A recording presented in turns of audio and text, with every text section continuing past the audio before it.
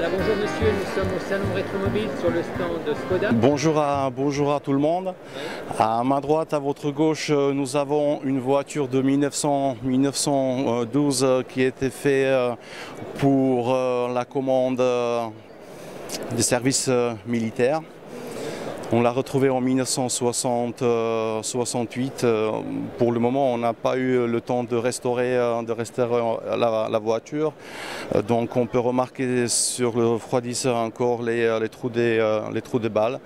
Pour restaurer la voiture, il faut compter quand même quelque chose comme 18-24 mois si les voitures sont dans cet état-là. Donc tout est. Il n'y a pas de difficulté pour trouver des pièces? Les pièces, on arrive à faire 99% de la voiture, nous ici sur place, enfin donc au musée Skoda. Tout ça va être refait. Tout ça en entier, donc comme on voit, il nous manque le capot, donc là il n'y a pas de souci, et il nous manque le tableau de bord, mais les voitures ont été faites sur la même façon jusqu'à 1925, donc ici il n'y aura pas grand souci. Qui a été produite à beaucoup d'exemplaires? Dans les 300 exemplaires, on va dire. Ah ouais, d'accord. Il en reste combien encore de disponibles? On en retrouve toujours, je ne vais pas dire très peu, je vais dire très peu. Et ces voitures ont été vendues sur le marché européen? Est-ce qu'ils ont été exportés? Il faut dire qu'à cette époque-là, la société n'était pas encore Skoda, c'était Laurin et Clément, ouais. Et il exportait, on va dire, dans l'Europe entière. D'accord. Donc on peut en trouver aux États-Unis? Aux États-Unis, pas vraiment, mais on peut en trouver en Scandinavie, en Russie, on peut en trouver même en Grèce, en Espagne, en Suisse, dans des greniers. Donc, ce modèle-là, alors? Devant nous, on a maintenant le modèle 935. Là, c'est des essais d'aérodynamisme. La voiture a été faite donc c'est un peu un prototype, ça? C'est un prototype où on peut voir construction en bois, enveloppé de la tôle en alu. Oui. Nous avons ici boîte de vitesse Kotal, moteur Skoda, moteur 4 cylindres, 55 chevaux, refroidi à l'eau. Le refroidisseur il est à l'avant, donc le circuit est obligatoire. Au milieu on peut voir le tube central qui nous fait aussi le réservoir. Le moteur en tout a 55 chevaux et le moteur est posé avant l'axe à l'arrière et c'est à propulsion. Donc là, c'est un véhicule qui est en cours de restauration, c'est ça? Exact, on va mettre encore ici la peinture, ça va prendre quelque chose comme 6 mois si on veut que ça soit bien fait parce qu'on prend du temps pour faire des choses et l'intérieur. Si tout va bien, la voiture va être prête si je ferme les 2 yeux dans 12 mois. Vous pensez le présenter au mondial de l'automobile, non? C'est top secret, messieurs. Ah. Mais on a de quoi fêter l'année prochaine. Donc, ah oui. Donc ça va être une année importante pour vous, 2014? 2015 va être assez important pour nous. Voilà. Nous sommes devant le modèle Skoda superbe. Donc, c'est aussi un proto, c'est une limousine, c'est un prototype, il a été fait en tout en 10 exemplaires, mais seulement 2 ont été couverts. Les autres 8 ont été ouverts, les autres 8 en moteur 8 cylindres en V, avec une puissance qui atteint, on va dire, les 80 chevaux. Les voitures pouvaient aller jusqu'à 130. Ça, c'était réservé à une clientèle très haut de gamme.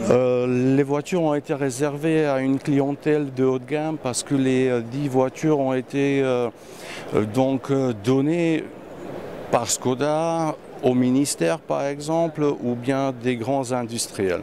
Les voitures ont été faites tout juste avant la Deuxième Guerre mondiale et c'est en 1939 où Skoda perd, je vais dire, le pouvoir parce que comme la guerre et l'histoire le voulaient, tous les usines appartenaient au Hermann Göring.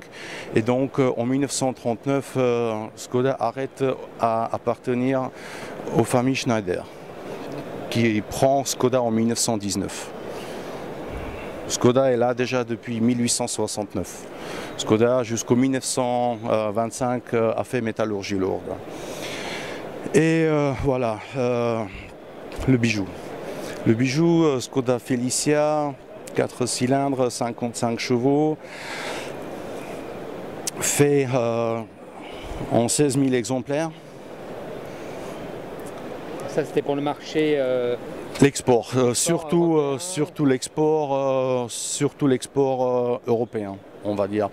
La voiture est sur base du modèle Skoda 450 qui a été exporté à partir des années 60 aux États-Unis, et c'est pour la première fois où Skoda fait des voitures équipées de la clim, mais seulement pour le marché américain.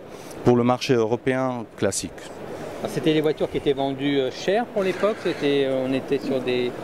Pour l'époque, c'était des voitures du luxe chères, on va dire. Très juste. Cher pour le marché intérieur ou même cher pour l'international? Cher pour le marché intérieur. Voilà. Vous pouvez nous parler un petit peu justement de l'histoire de vous, de Skoda, un petit peu sur le... Est-ce que c'est important de communiquer sur le patrimoine pour une marque comme la vôtre? Exactement, exactement. Si je peux parler de Skoda, je l'avais dit tout à l'heure, Skoda est là déjà depuis 1869. C'était une boîte de famille. Le fondateur s'appelait Émile Skoda avec le prénom, et jusqu'en 1925 Skoda ne faisait que de la métallurgie lourde qui a été exportée dans le monde entier. En 1925, Skoda achète Laurin et Clément qui avaient des soucis financiers. Laurin et Clément ont fondé leur maison en 1895. Ils ont commencé avec des vélos. Les vélos, ils ont arrêté à faire en 1901. En 1900, ils avaient déjà les premiers motos qu'on pouvait retrouver, par exemple, en 1903 dans des tours de Dourdan, par exemple. Les premiers essais de voitures, et la première voiture partent de chez Laurin et Clément en 1905. Alors dans le marché d'aujourd'hui, par exemple, est-ce que les clients qui achètent une Skoda d'aujourd'hui sont attachés à connaître cette histoire? Les clients Skoda, on en a beaucoup qui viennent. J'en avais un tout à l'heure, le monsieur roule Octavia Scoot, et il me dit je connais, j'en avais déjà dans les années 60. Voilà, donc on reçoit chez nous ici sur le stand, comme dans le musée qui est donc pas loin de Prague, beaucoup de gens qui sont assez attachés à l'histoire de Skoda, qui pour eux c'est une affaire de cœur. Mais dans le pays même, est-ce que c'est marqué dans l'histoire? Les gens sont par l'histoire automobile? Dans le pays même, en République tchèque, nous avons beaucoup de familles, beaucoup de gens qui viennent, qui ont été élevés par Skoda. Et même s'ils roulent, on va dire, d'autres marques, c'est toujours Skoda qu'ils préfèrent ou bien qu'ils ont dans le cœur. Et je ne vais pas vous mentir, je roulais Skoda, je roule autre chose, mais quand je n'aurai plus cette voiture, je roulerai à nouveau Skoda, j'entends ça. Il y a une fibre un peu patriotique, je pourrais dire, un peu du public, des acheteurs? Tout à fait. Skoda, vous savez, à une époque, c'était une marque où les gens n'avaient pas d'autres moyens, la possibilité import, de l'argent pour s'acheter autre chose. Après, ça a changé en 80-89, donc les gens ont essayé d'autres marques qu'on connaît ici.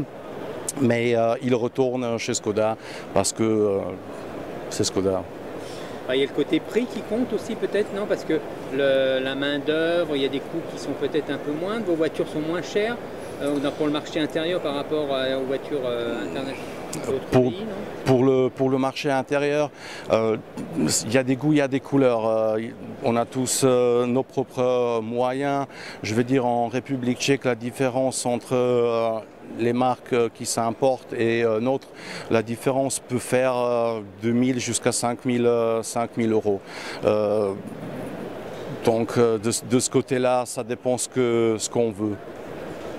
Alors vous pouvez nous parler un peu de 2014, il y a quand même des grands salons qui s'annoncent, salon de Genève, salon mondial, automobile. Est-ce que là vous pouvez dévoiler quelques petites choses un petit peu? Là, je voudrais dévoiler, mais vu que je viens du musée Skoda directement, je ne sais pas si je suis la bonne personne à vous dévoiler tous les secrets. Il faudra prendre de quelqu'un de Skoda à Skoda France, mais des attentes, et on s'y met. Alors, dernier mot sur le musée. Alors, ce musée, il est ouvert au public? Le musée, il est ouvert au public du lundi au dimanche. Du lundi au vendredi, on peut même visiter l'usine, des différentes, on va dire, halls de production. Mais tout ça, ça doit se faire par réservation avec un simple email. L'adresse web est très simple, Skoda Auto. Voilà. Merci beaucoup. De rien, monsieur. Au plaisir.